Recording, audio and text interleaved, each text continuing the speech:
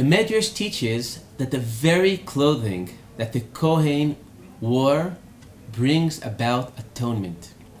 And the Midrash specifies the particular sin that each one of the garments of the Kohen brings atonement. And one of the garments is the coat. And the Midrash writes that the coat brings about atonement for the sin of loshen harah, the sin of speaking evil of others.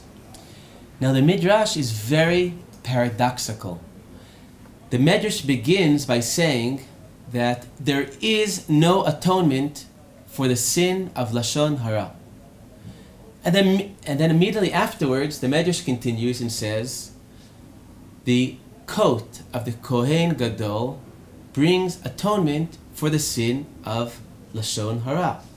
And I would like to explain, to solve this paradox, and through that uncover the message of this Midrash.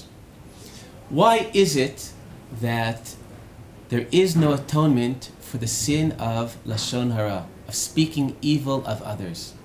I think there are two basic reasons.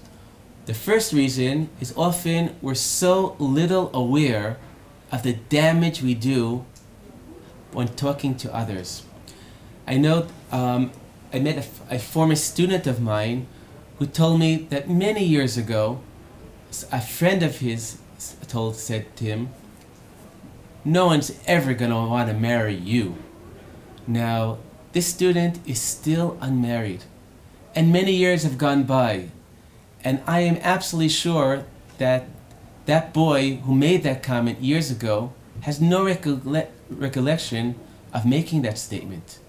But the person who heard it, those words are still an arrow through his heart.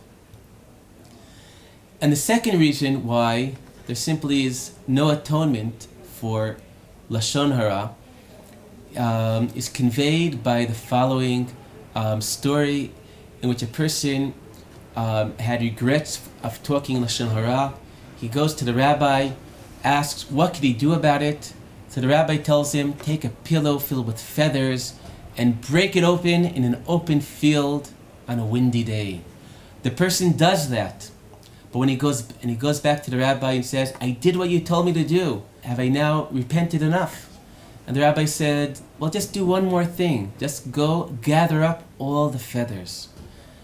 And that's why loshen harah, there's no atonement. You've done so much damage. The words are beyond your scope and control. You can no longer take them back. So if that's the case, how is it that the coat of the Kohen Gadol nevertheless can bring about atonement? Now, the Midrash says that what brings the atonement is that on the bottom of the coat there are many little bells, and when the Kohen walks, the bells emit a very beautiful sound.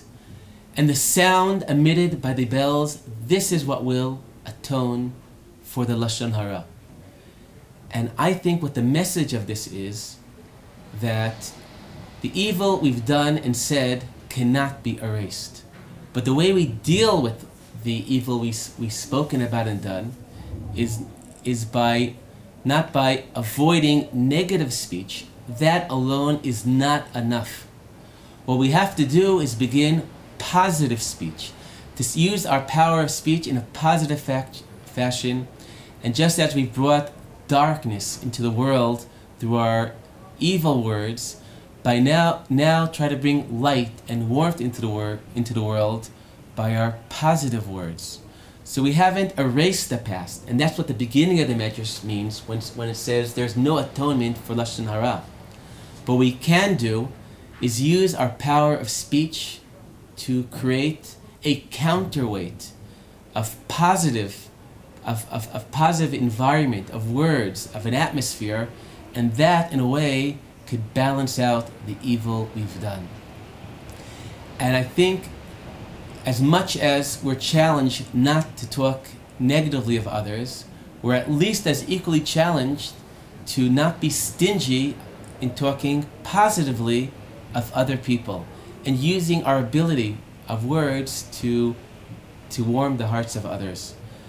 I'd like to share you a story that one day I came to pick up my daughter from her pre-kindergarten, and the teacher, her face is shining, and she tells me, "Thank you so much for the note." I had absolutely no idea of what note she's talking about, but politely responded politely, but now filled with curiosity, what note is she talking about? I come home, and in my house on the floor I find a note crumpled up, and in that note it says an explanation why my elementary school son didn't come to school the previous day. Things are really looking suspicious. What's happening with these two notes? I call my wife, and she explains.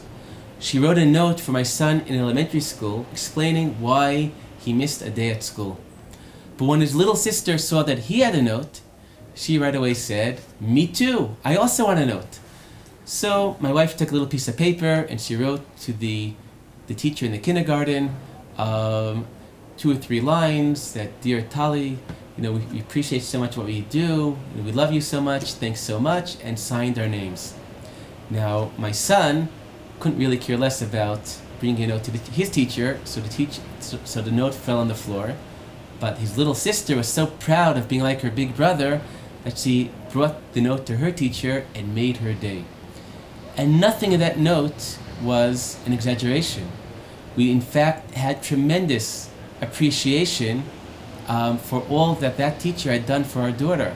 But somehow we never spent those few seconds to put it in writing and give her what she really deserved. Now, in the verse in Tehillim that talks about watching our tongue, the verse says that continues, "Sor mira v'aseh tov," turn from evil and do good. So this is the double challenge of speaks that we have. Turn from the evil and do good. Shabbat Shalom.